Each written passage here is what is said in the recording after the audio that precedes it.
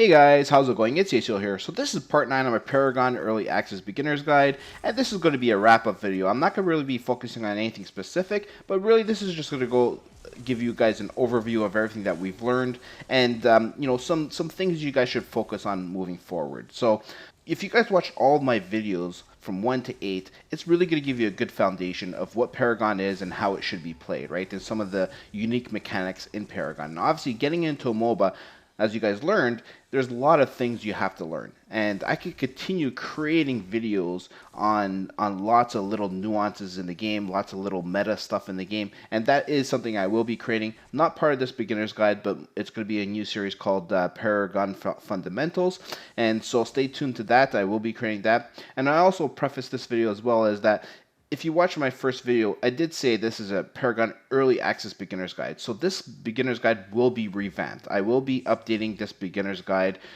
when this game launches. Probably closer to open beta. Most likely when Paragon gets this to open beta, it will be in a more of a launch state. And whatever major changes they've made to the game, like overhauling the UI, hardware changes, which they just recently did, I'm going to have to revamp the Beginner's Guide to reflect the current changes or the current state of the game. Because currently, right now, there's stuff in this Beginner's Guide.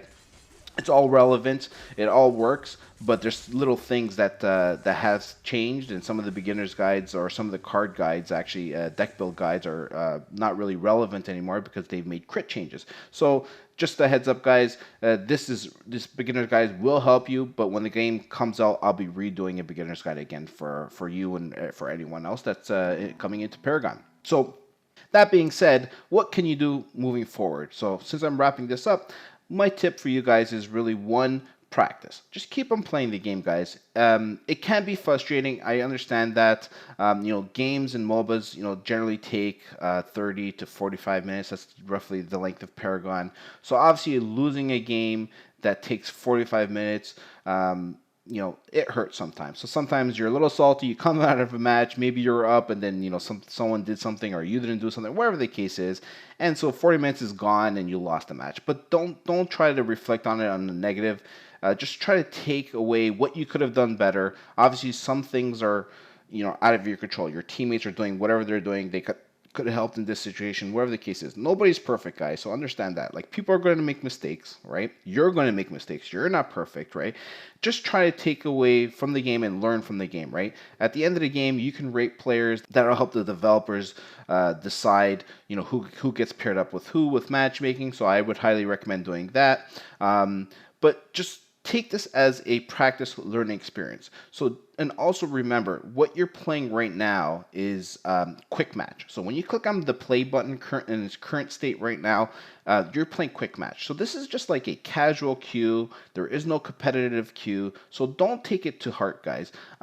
Eventually, Paragon will be creating a ranked mode. So if you want to play serious, you go play in the ranked mode. But for now, we're all playing in one queue, and Paragon or Epic is working on creating the matchmaking system. I understand, everyone understands there's issues with it and there's flaws with it, and it will be updated. So I understand things can get frustrated, but in due time, things will get better. And that being said, in due time, you'll get better as a player as well. The more you play, the more you learn little nuances of the game. You'll slowly start realizing, hey, I really got to start paying attention to the mini-map. I got to start warding, or warding is very important. And these are things I'll be covering in my Paragon Fundamentals videos.